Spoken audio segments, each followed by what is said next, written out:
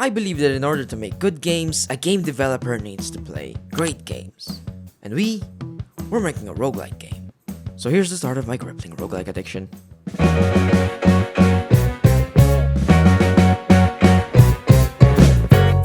So hi, how's it going? The name's Silarus, and even though I'm the artist for a roguelike game, I thought it would still be helpful if I did play and learn all the tropes, all the design choices that our programmer, Peanuts, makes. Oh yeah, meet Peanuts, by the way.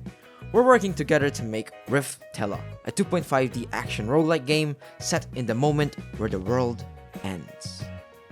And if there's anyone who clicked this video who doesn't know what a roguelike is, procedurally generated levels with permadeath, so when you die, you start over from scratch, and every run of the game you have is different from the last one. It's pretty popular genre for indie game developers, since it can give so much replayability for their games. And I don't want to hear those roguelike bullshit. I know the difference, just shh, okay? Shh. Anyway, so let's set a rule for this video. What I want is to really take in all of the game that I'm going to play, but also not take forever to upload this video. So the only rule I will give myself is I have to finish at least one run. One whole run from start to finish. Now moving forward, there will be spoilers. This is your spoiler warning. There will be spoilers about all the games that I'll play, so proceed with caution. Anyway, so for this video, I will showcase 3 of our main inspirations for making the game design of a roguelike, starting with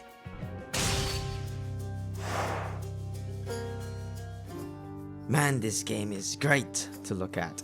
You don't know how much time I have spent staring at screenshots of this game. Sometimes while playing, I just stop to adore the eye candy that's happening around me. So definitely a heavy inspiration on how I do the art for our game, and they even have a small devlog series explaining their process. It's cool.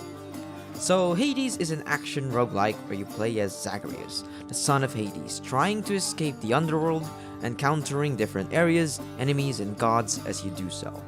Yeah, as you can see, a big selling point of this game is its gorgeous visuals. It's crazy to look at.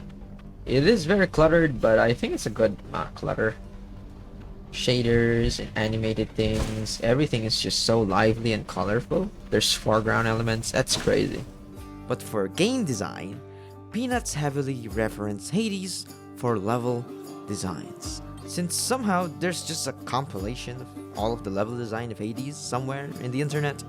Now playing this was the typical roguelite experience, where you're not expected to really complete it in the first run. But I do enjoy my roguelites too, and I enjoyed upgrading my character slowly, collecting artifacts and buying weapons to really customize my runs and get to know the story. One upgrade that you really have to get is the second dash. It is so much easier to dodge bosses once you have it, and after playing this game for 20 hours or so, I can say that I will still probably struggle if you put me in the first boss fight again without the dash. And after playing Hades for so long, I'm kind of spoiled anyway, with 3 death defiances in the bone tooth, so did I really get better in the game, or did the game just help me win? I don't know. Whoa. Oh right, I have my dash. I'm gonna die. This is not a good time to have a curse. Ouch. I'm dead. Oh, I have 3 lives, I forgot. One cool thing that we implemented in our game that's similar to Hades is when Hades gives you the option for the next room rewards. When it gives you something like darkness as an option, all the other rewards would either be gems or the keys, since all of these things do not affect your run. They are merely progression items outside of the run. It does not give you the choice between a roguelike progression or a boon to make your run stronger, because that is not a decision a player has to make. See here, for example, they gave me darkness as a room reward, and when we go to the other door, it's always a key or a gem, which are not run-based rewards, which is really cool. I'll pick the key though. So for our game, we implement this in a different way. In our game, we have lots of things you can get as rewards: weapons, spells, relics, and stats. And stats are upgrades that we want the player to get as the game progresses. So we made it so when a stat appears, all the other lanes, all of it will be stats. So you will not be picking between a weapon and a stat, you will be picking, let's say, for example, a strength or an int stat, which are placeholder names, by the way. So that way, it feels more natural. And when Peanuts told me that Hades does it like that, it was a eureka moment. What? There will be more similarities between our game and Hades, like how they do their story. I won't spoil much, but basically, the story has no conclusion after beating the first run, which is a really good way to incentivize replaying the game to get more of the story pieces. While I may add a bit more than just a few dialogue lines like Hades, it is a good reference to what we can do to tell a story with a roguelike. One more thing that I really like is the heat system. It's a good way to introduce endgame difficulty to balance the kind of broken character you build before completing your first run. So the difficulty curve of a roguelite goes like this. Usually the more you play and upgrade, you get better, and you get a better character, making sure that you will beat the game and see the entire story. But after you do, they slowly introduce heat to kind of make the curve rise again. It's great, and we probably would do something like that too.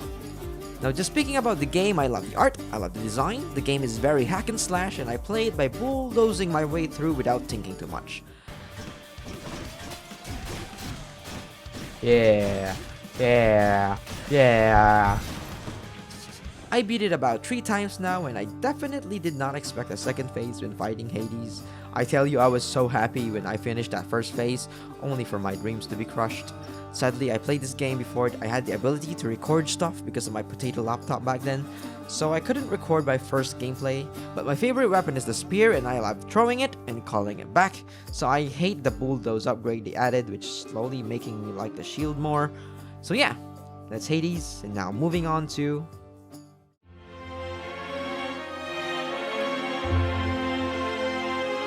I didn't expect a card game to be here, but here we are. Slay the Spire is another one of our big references for our game. From the map system, having elite rooms, and most importantly, curses. We want to implement a curse and blessing feature for our weapon progression to our game, and referencing Slay the Spire and how they do their curses will really help us polish this feature more.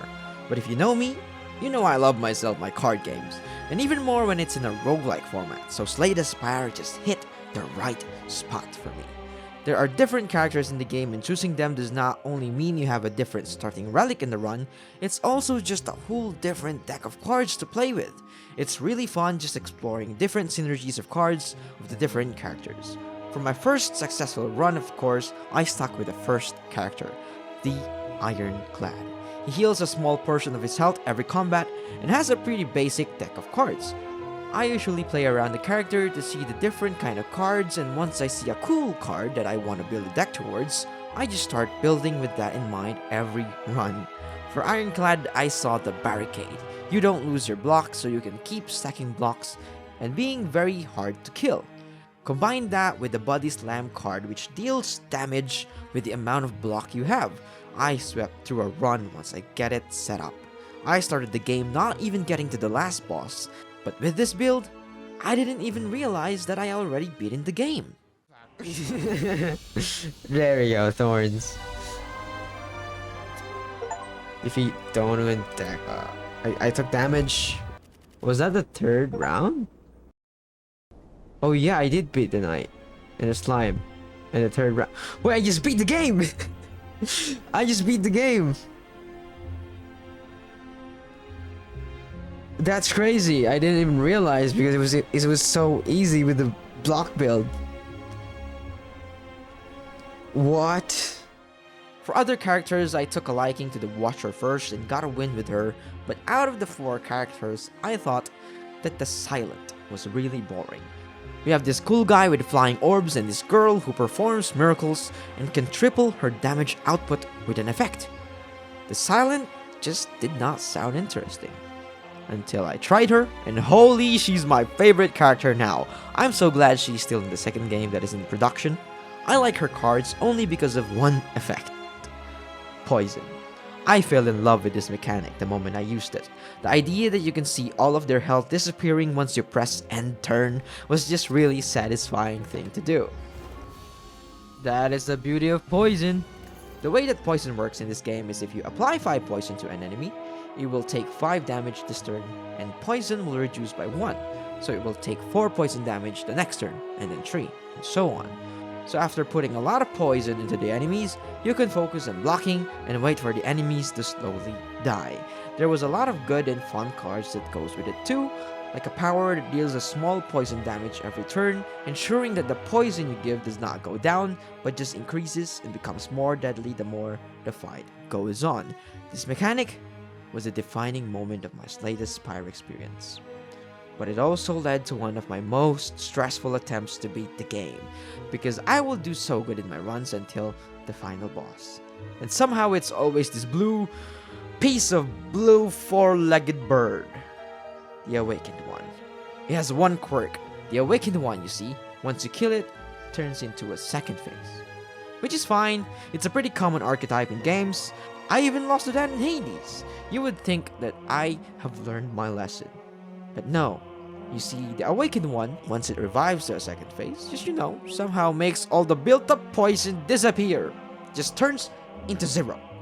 There were so many runs where I got into that point, only for my poison to be taken away and die in one turn after it revives. Not until I got a relic. A relic that lets me not discard my cards every turn, which means I can build up a plan to kill this dumb bird in one go once it revives. And that I did. The moment it revived, I hit it with poison.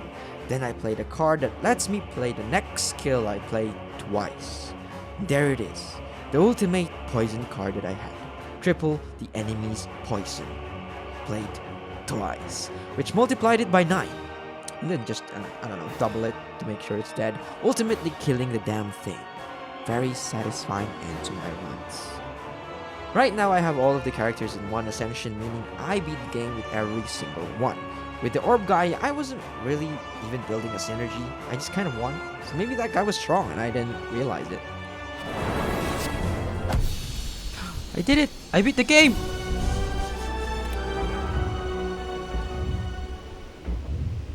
That was easier than I thought. With that, we can move on to...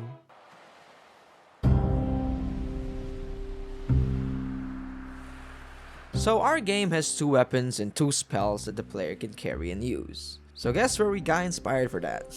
Dead Cells is an action platformer, so our game does not look like it, but there's a lot of things to be inspired from with this great game. For example, the weapons in this game is so much fun. I never had so much fun swinging around a whip or committing arson in the sewers until I play this game. The moment you find a good weapon, you just start having the time of your life.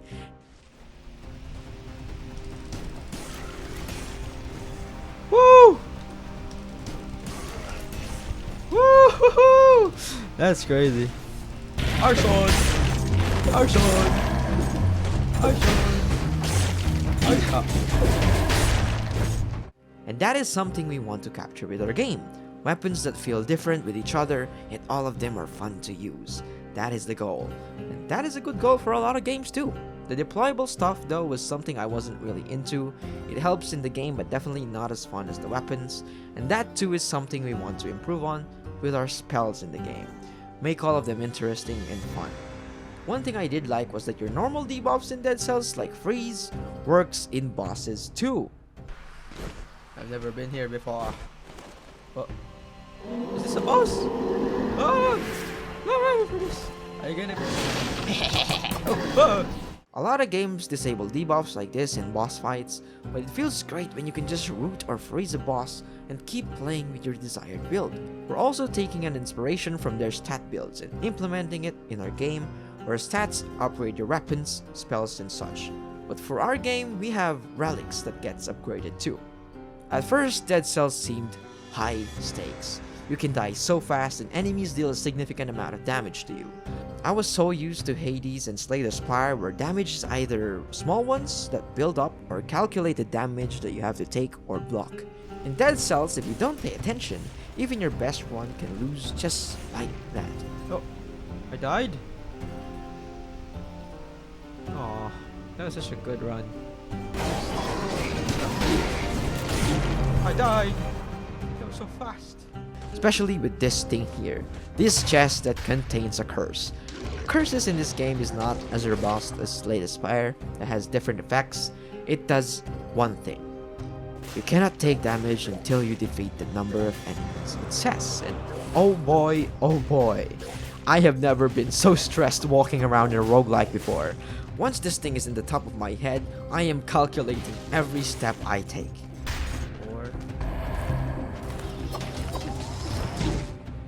I didn't know what that was!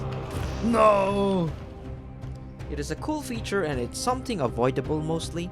It's just that my brain is more used to taking everything I can in a run, which led me to just opening cursed chests, even though I didn't really need to.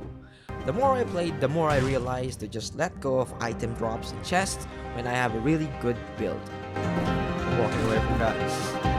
That's a run And when I got a really good build, I did not let it go. Even when there's a weapon that's technically higher DPS, it's the build and the attack patterns that sell it to me. And when I got that build, I kept going and never stopped.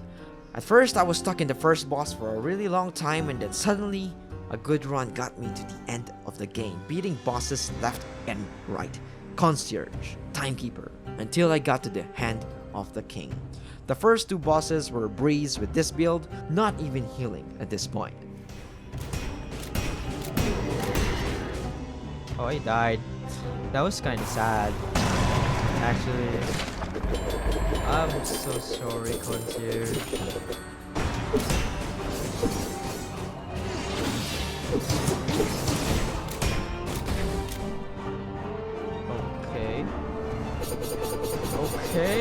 Okay, what's happening?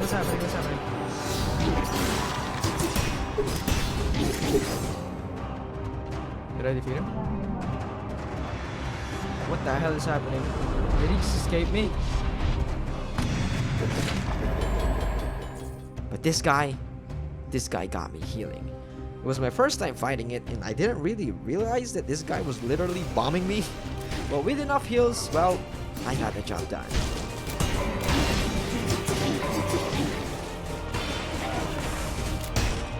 Did I do it?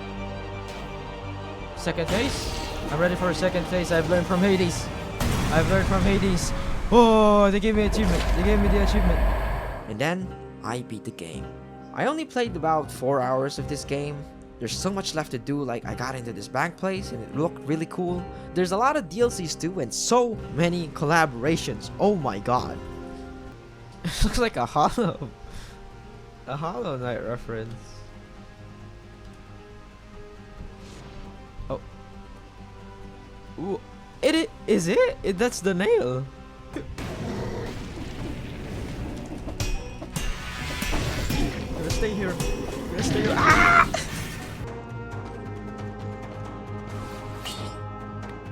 Whoa.